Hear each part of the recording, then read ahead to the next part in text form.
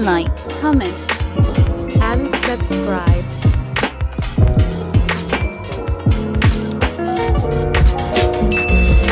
Assalamualaikum warahmatullahi wabarakatuh. Alhamdulillahirabbil alamin wassalatu wassalamu ala asrofil anbiya'i wal mursalin wa ala alihi washabbihi ajmain. Pertama-tama, marilah kita panjatkan puji dan syukur kita kepada Allah Subhanahu wa taala yang mana masih memberikan kita kesehatan untuk dapat hadir di perkuliahan kita ini secara daring. Salawat berakaikan salam tidak lupa pula kita hadiahkan kepada junjungan kita Nabi besar Muhammad SAW. Semoga kita mendapatkan syafaat beliau di yaumil akhir nanti. Amin ya robbal alamin. Kami dari kelompok 7 akan mempresentasikan hasil diskusi kami yang berjudul Penerapan Fikih Ibadah. Adapun anggota kelompok kami, saya Mayuni Borudamanik sebagai moderator, teman saya Nuriman Astuti Batubara sebagai pemateri, dan Cindy Arianti sebagai pemateri. Untuk mempersingkat waktu, kami akan membacakan hasil diskusi kami. Fikih.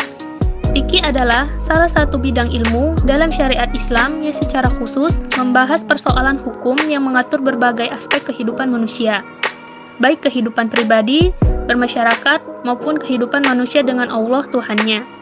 Sementara ibadah merupakan ketundukan atau penghambaan diri kepada Allah Tuhan Yang Maha Esa.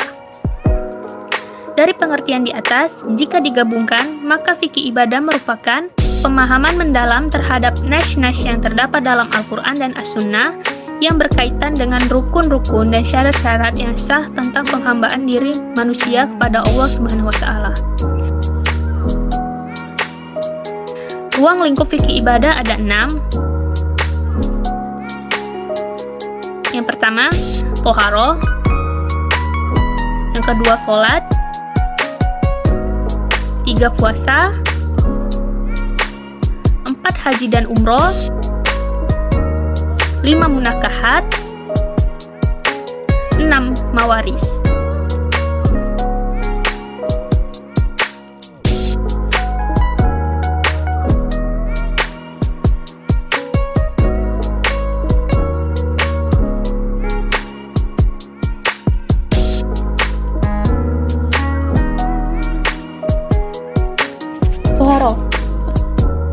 Toharo berasal dari bahasa Arab yang berarti suci, sebagai lawan dari kotor atau hadas. Ada kalanya suci menurut hakikat yang sebenarnya seperti bersuci dengan air, atau menurut hukum seperti bersuci dengan tanah ketika bertayamum. Toharo menurut syara dibagi kepada 2 bagian, yaitu toharo minal hubus atau bersuci dari kotoran, dan toharo minal hadas atau bersuci dari hadas.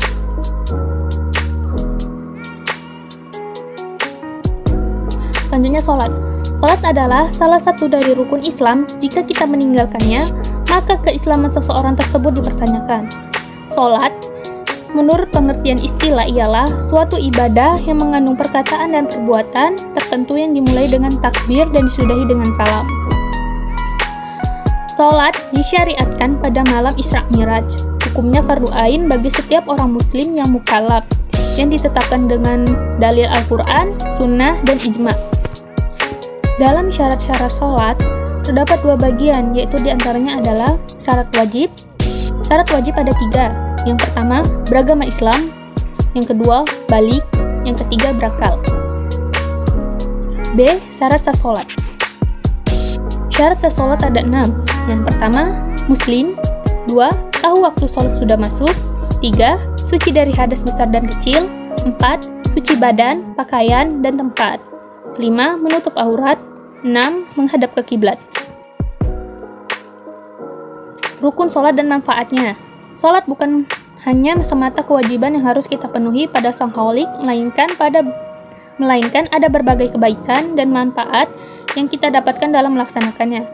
Dengan sholat, kita lebih dekat dengan Allah, menggugurkan dosa-dosa yang kita lakukan, latihan kebersihan. Sebelum sholat disyaratkan untuk menyucikan diri terlebih dahulu, yaitu dengan berwudu atau bertayamum. Menurut golongan Syafi'iyah, rukun sholat itu ada 13 macam, yaitu 1. Niat, 2. Takbirat al-ihram, 3. Berdiri pada sholat fardu bagi yang sanggup, 4. Membaca Al-Fatihah bagi setiap orang yang sholat, kecuali ada uzur seperti terlambat mengikuti imam atau masbuk. 5. Ruku. 6. Sujud 2 kali setiap rakaat. 7. Duduk di antara 2 sujud. 8. Membaca tasyahud akhir. 9. Duduk pada tasyahud akhir. 10.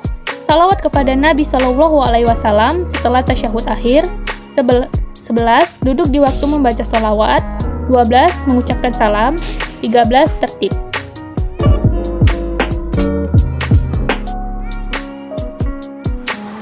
Puasa. Menurut istilah syariah, puasa ialah menahan diri pada siang hari dari hal-hal yang membatalkan puasa dengan niat ibadah sejak terbit fajar hingga terbenam matahari. Para ahli fikih telah sepakat menetapkan bahwa puasa dalam bulan Ramadan hukumnya wajib. Kewajiban atau perintah untuk melaksanakan puasa pada bulan Ramadan ditetapkan berdasarkan Al-Quran, Sunnah, dan kesepakatan para ulama atau ijma'. Haji dan umroh. Kata haji bermakna al-qadasu yang artinya menyengaja atau menyengaja melakukan sesuatu yang agung. Ada juga yang mendefinisikan sebagai berjarak ke tempat tertentu pada waktu tertentu dan amalan-amalan tertentu dengan niat ibadah. Secara makna bahasa, kata umroh berarti az-ziyarah, yaitu berkunjung atau mendatangi suatu tempat atau seseorang. Sedangkan secara istilah, kata umroh di dalam ilmu fikih didefinisikan oleh jumhur ulama sebagai tawaf di sekeliling Baitullah dan sa'i antara Safa dan Marwah dengan berihram. Perbedaan haji dan umroh. Waktu pelaksanaan haji yaitu pada tanggal 10 sampai 13 Zulhijjah. Tempatnya adalah miqat Mekah atau Masjidil Haram, Arafah, Muzdalifah, dan Mina. Hukumnya adalah wajib. Durasi pelaksanaannya adalah 4-5 hari. Praktik ibadah haji adalah wukuf di Arafah, mabit di Muzdalifah, melontar jumrah Aqabah di Mina, tawaf ifadah sya'i di Masjidil Haram, melontar jumrah di Mina di hari tasyrik, mabit di Mina di hari tasyrik. Sedangkan untuk umroh, waktu pelaksanaannya adalah setiap saat, tempatnya adalah miqat Mekah atau Masjidil Haram. Sedangkan hukumnya adalah terdapat 2 pendapat. Satu wajib, yaitu menurut Hanafi dan Maliki, dan sunnah menurut Syafi'i dan Hambali. Lama pelaksanaannya adalah 2-3 jam, dan praktik ibadah umroh adalah tawaf dan sya'i di Masjidil Haram.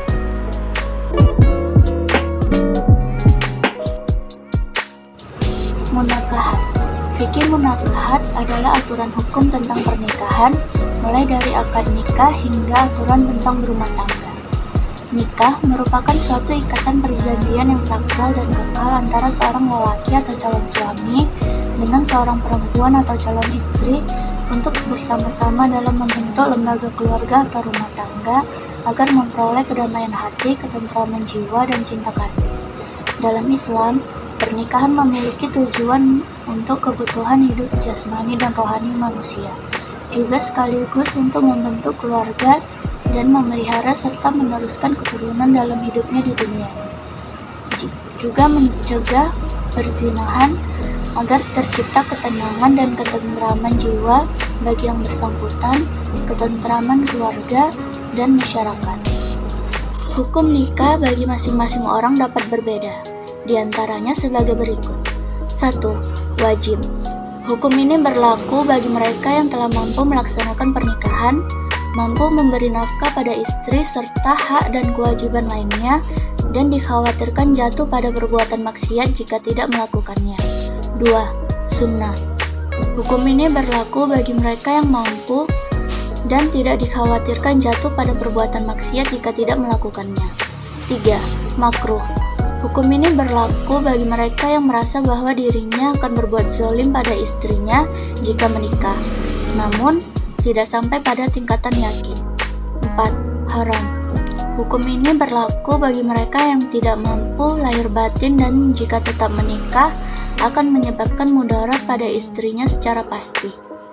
5. Mubah. Hukum ini berlaku bagi mereka yang tidak ada faktor penghalang maupun faktor pendukung untuk menikah.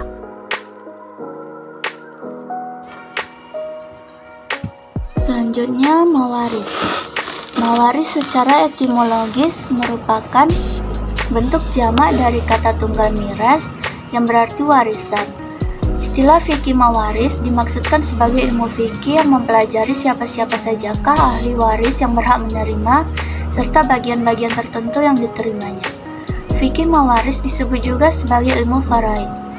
Bentuk jamak dari kata tunggal farida yang berarti ketentuan-ketentuan bagian ahli waris yang diatur secara rinci di dalam Al-Quran.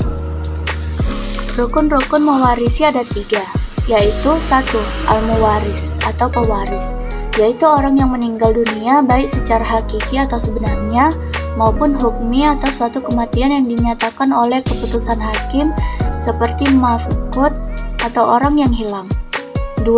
Al-waris atau ahli waris, yaitu orang yang hidup ketika pewaris meninggal dan merupakan orang yang berhak mendapatkan warisan meskipun keberadaannya masih dalam kandungan atau orang yang hilang. 3. Al-maurus atau harta warisan, yaitu harta benda yang menjadi warisan. Adapun syarat waris diantaranya sebagai berikut. 1. Meninggalnya pewaris. 2. Hidupnya ahli waris pada saat pewaris meninggal dunia. 3. Mengetahui sebab menerima warisan atau mengetahui hubungan antara pewaris dan ahli warisnya atau mengetahui seluk-beluk pembagian harta warisan. Sekian hasil diskusi kami. Jika terdapat kesalahan kata maupun perbuatan, kami mohon maaf yang sebesar-besarnya. Kami akhiri, wabillahi taufiq wal hidayah. Wassalamualaikum warahmatullahi wabarakatuh.